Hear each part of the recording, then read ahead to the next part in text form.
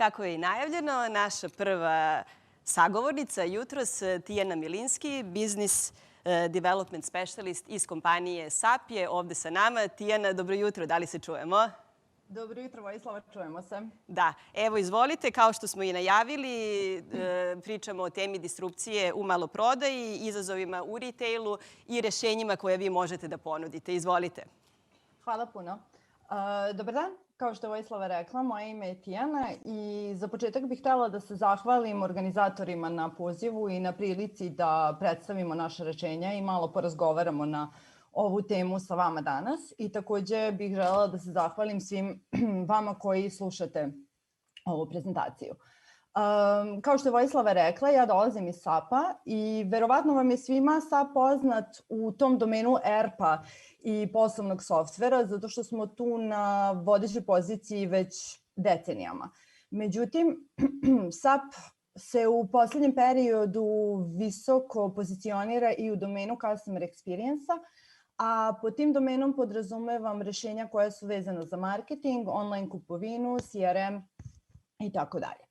Još jednom bih htjela da kažem da je tema moje današnje prezentacije disrupcija maloprodaje, izazovi, trendovi i rešenja za nova očekivanja kupaca.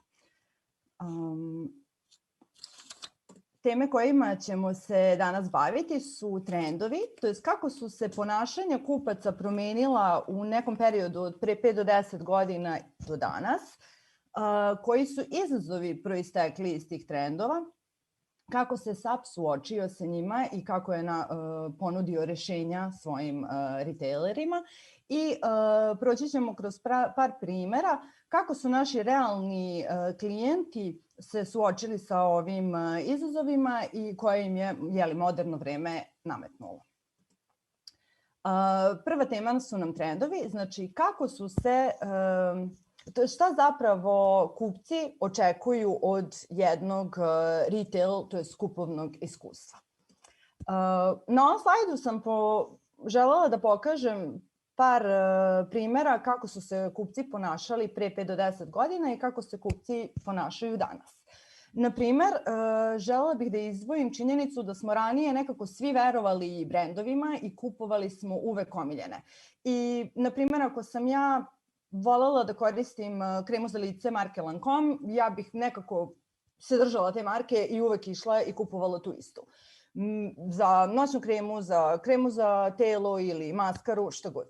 Danas je to ipak nekako drugačije, zato što svi mi tražimo proizvod koji odgovara u potpunosti nama i pre nego što ga kupimo, detaljno ćemo istražiti na internetu šta nama zapravo treba i koji proizvod može u potpunosti da ispuni ta naša očekivanja i onda ćemo taj kupiti. Ne mora nužno to da znači da to nije Lancome ili koji već drugi brend, može da bude taj, može da bude nešto skroz različito.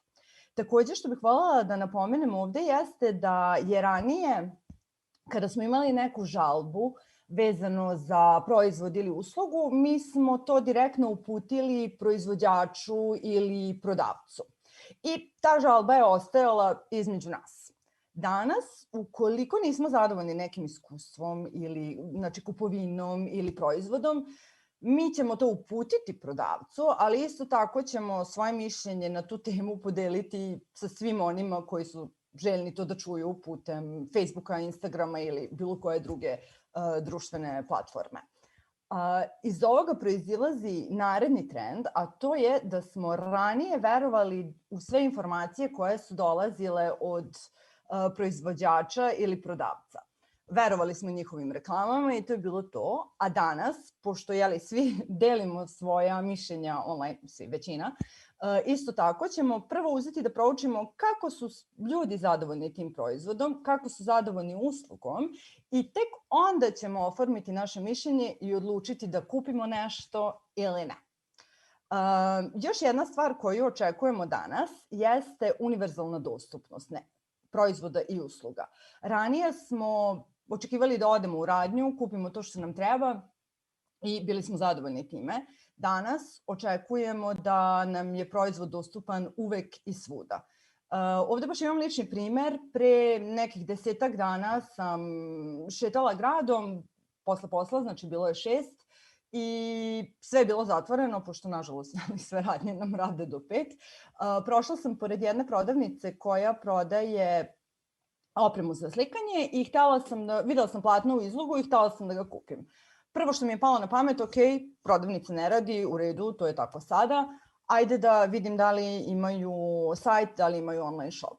Pogledala sam, imali su sajt, međutim online shop nisu i samim tim ja nisam bila u mogućnosti da kupim, naručim to platno, da meni stigne sutra ili preko sutra, pošto znam da neću moći da izađem u toku radnog vremena.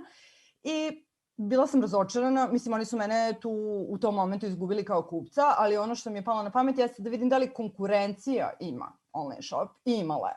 Tako da, ne samo da me je ovaj prvi prodavac izgubio kao kupca, nego sam otišla kod konkurencija. I rekla bih da ovi trendovi koje sam spomenula nekako prirodno prave izazove sa kojima se vi kao retaileri na kraju dana susrećete.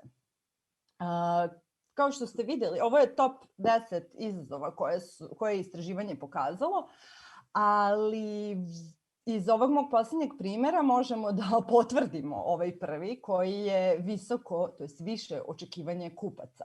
Želimo da nam sve bude prisutno sada i tu. Takođe, druga stavka koju bih navela kao izazov jeste važnost korišćenja tehnologija. I sami i prodavci i proizvođači, retaileri, imaju obavezu sada da posvećuju svoje resurse i ulažu i u tehnologije za prodaju, da budu prisutni svuda, uz naravno ulaganje u svoj osnovni posao, to jest prodaju. Takođe, što proizilazi iz ovoga jeste sve više korišćenje telefona, jer kad završimo sa poslom nekako želimo da ne diramo računar i ako nešto radimo preko svog smartfona. I naravno, retaileri moraju da se usklade sa tim i da imaju aplikaciju koja radi na telefonu i na računaru. Takođe, još jedan izazov koji je meni bio zanimljiv i opet imam ličan primer ovde, jeste social shopping, to je kupovina preko društvenih mreža. Jednom prilikom sam nešto scrollovala kroz Instagram i iskočila mi je reklama za majicu koju sam ja htela da kupim i u mojoj glavi sam ja zaključila da će meni za to trebati puno 2 klika. Kliknula sam na tu majicu, međutim bila sam preusmerena na neku web stranicu, ok, sve u redu. Nisam mogla da vidim cenu više proizvoda tu, morala sam da dodam u korpu taj proizvod. Kad sam je dodala, onda sam videla koja je cena, ok. Dalje sam htela da nastavim kupovinu i da se ne registrujem, jer ja lično ne volim da ostavljam svoju e-mail adresu na raznim sajtovima. To mi nije bilo moguće. Ok, onda sam htela da se ulogujem i registrujem putem Facebooka, da čisto povežem te dve platforme i da opet ne ostavljam svoj e-mail. Nije ni to bilo moguće. Ja sam onda pokušala da vidim da li postoji onaj deo nastavi kao gost, nije postojalo i shvatila sam da sam izgubila 10 minuta na kupovinu za koju sam odlučila da posvetim 2 klika i odustala sam i od ove.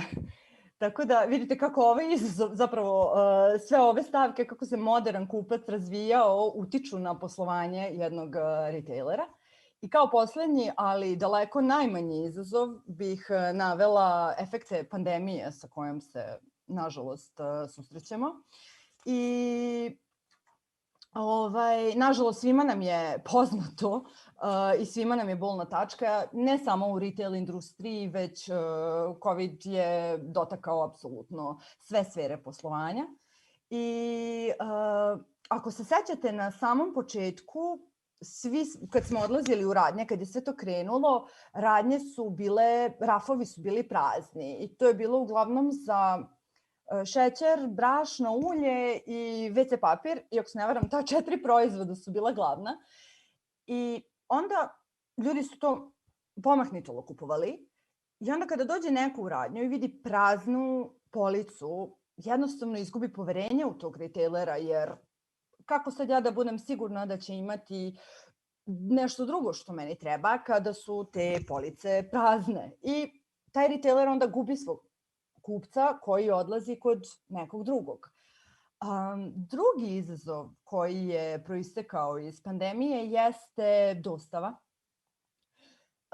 Nekako smo svi navikli da naručujemo ili neku robu ili hranu iz restorana, pa onda ta hrana stigne u roku od sat i po vremena maksimum, ali kada se radi o naručivanju namirnica, mi moramo da čekamo 2, 3, 5 dana ili čak nema nekog termina za dostavu na kućnu adresu u narednih nedelju dana. Za ovaj primer zapravo SAP sarađuje sa Deleuze kompanijom i Maxi online prodavnica je naša referenca. Oni koriste našu online prodavnicu i rešili su ovaj izazov tako što pri samom početku kupovine oni nude kupcima opcije da odaberu kada žele dostavu. I ukoliko je meni nešto hitno i želim je sutra, a termina nema, ja mogu da odaberem da kupim online, ali da odem fizički samo da pokupim u prodavnici i da se ne mešam toliko sa ljudima. Još jedna stvar koju bih želela ovde da navedem, koja je proizašla iz cele ove situacije, jeste continuity kupovina.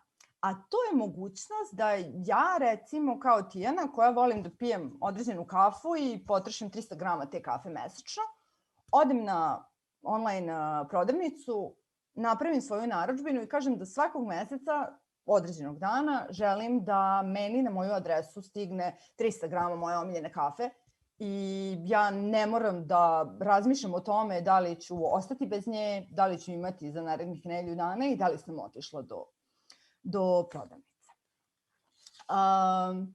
Mi smo u SAP-u razmišljali kako da odgovorimo na sve ove izazove i kako da pomognemo vama kao retailerima da neometano vodite svoje poslovanje i da svi procesi budu mnogo brži. Kao što sam na početku rekla, SAP je poznat u tom ERP domenu. I mi ga najnoviju verziju našeg ERP-a zovemo S4HANA i ja bih ga nazvala poslovanjem iza kulisa. Znači, sve ono što vama treba da vodite finansije, da vodite vaše računovodstvo, da pratite dostupnost artikala koje prodajete i sve vaše asortimane, sve cene i ponude. Sve to može da bude pokriveno našim S4HANA ERP-om. Sad, za poslovanje ispred kulisa, to je za ovaj deo o kojem ja pričam, znači odnosu između prodavca i kupca, za njega imamo portfolio proizvoda koji mi zovemo SAP Customer Experience. On podrazumeva marketing deo, znači segment marketinga koji je tu da pomogne vašim marketing ljudima da na pravo vreme u pravo mesto ponudite vašim kupcima pravi proizvod, ali na personalizovan način. Znači da ne nudite meni kao Tijani proizvode koji spadaju u žensku liniju proizvoda samo zato što sam ja žena, nego da analizirate moje ponašanje na vašoj online prodavnici i vašoj fizičkoj prodavnici i da samim tim meni preporučujete proizvode koji su mi zaista relevantni. Dalje, Commerce Cloud je ono pravo mesto na kojem želite da prodajete vaše proizvode, znači online prodavnica koja je podržana SAP tehnologijom. Customer Data Cloud je rešenje koje će se suočiti sa onim problemom, ako se sećate na Instagramu, kada nisam mogla da nastavim kao gost, morala sam da se registrujem i nije bio podržan social login. Customer Data Cloud obezbeđuje da je to moguće. Plus, pošto svi znamo koliko je GDPR protekle 2-3 godine bitna tema, sve aktivnosti su u skladu sa GDPR regulativama. SAP Sales Cloud je tu da pomogne vašim prodavcima da kroz jedno CRM rešenje vode i svoj business to business deo poslovanja. I SAP Service Cloud je tu da putem tiketinga omogući svim vašim kupcima da svoje mišljenje, žalbu ili pohvalu upute vama kao retaileru i da budu sigurni da ćete vi na taj upit odgovoriti. Ove dve platforme su naravno povezane i kao što sam spomenula Maxi, on koristi i ERP i customer experience i pruža taj od početka do kraja, to što mi zovemo end-to-end proces. Kako je SAP zajedno sa svojim retailerima rešio i suočio se sa izazovima koji su trenutno prisutni na tržištu? Pa sarađivali smo sa brojnim kompanijama iz domena retaila, koje možete videti na ovom slajdu, i došli smo do zaključka kako da predupredimo poslovanje. Sem ovih logoa, htela bih da napomenem da sarađujemo i sa Swarovski grupom, sa Sparom, verovatno vam je Spar poznat, Douglas, i na domaćem tržištu radimo sa Shopsterom i sa Somange. Shopster je zapravo još jedan od primera tog end-to-end procesa. Oni koriste naš S4HANA za deo iza kulisa i naš customer experience za deo iznad. Znači, apsolutno celo poslovanje im je pokriveno SAP platformom. Sad, htela bih da izdvojim samo 2 primera. I prvi primer je Douglas. Oni su parfimerija koja koristi našu platformu. Imali su izazov da njihova platforma koju su ranije koristili nije mogla da podrži sve zahteve kupaca i oni su imali preko 50.000 artikala, to je proizvoda koje su želeli da plasiraju u svoju online prodavnicu. I naš Commerce Cloud, to je online prodavnica, je bila u mogućnosti da im pruži podršku i omogući da oni sve te proizvode prodaju online. Takođe su svoje kupce targetirali nove kupce i od njih pravili verne kupce, zato što su im ponude bile prilagođene svakom kupcu. Znači, ne samo na osnovu pola ili godina, već bukvalno na osnovu ponašanja svakog od kupaca. Tako su ti kupci koji su prvi put dolazili na sajt postajali njihovi verni kupci. Kao drugi primer bih navela Valoru, to je švajcarski lanac prodavnica i oni su naš klijent od 2020. godine i zapravo smo krenuli saradnju baš zbog COVID-a i izazova koji su prouzrokovani pandemijom. Oni su odlučili da sa nama naprave kioske koji se zovu Avec Box i da pruže svojim kupcima neometanu kupovinu, bezkontaktnu kupovinu. A kako?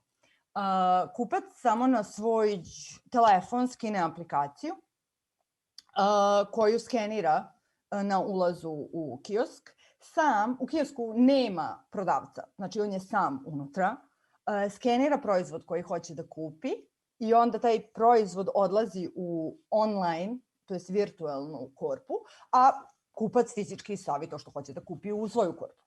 Obavi kupovinu, na kraju pritisne check out i izađe iz prodavnice, kupio je šta mu je trebalo, ne mora da razmišlja o tome da li je bio u kontaktu s nekim, da li je prišao nekome metar, 2, 3 ili 5, da li je dodirnuo nešto što je, ne daj Bože, zaraženo, siguran je u potpunosti i sa čim je dodatno siguran jeste da njegovi lični podaci neće biti podeljeni ni sa kim, već da su oni čuvani u skladu sa GDPR regulativama koristeći naš Customer Data Cloud koji sam spomenula na nekoj sredini prezentacije.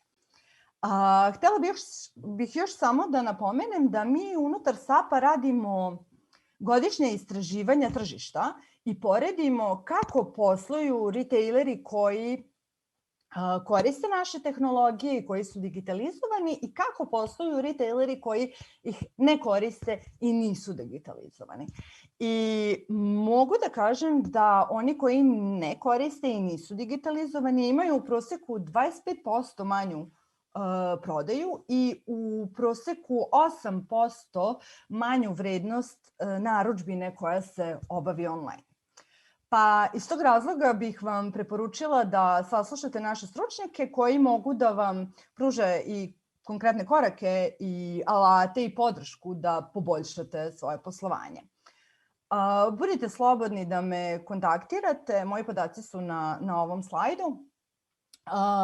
I htjela bih da vam se zahvalim na pažnji i želim vam ugodan ostatak dana i zanimljiva predavanja. Hvala puno.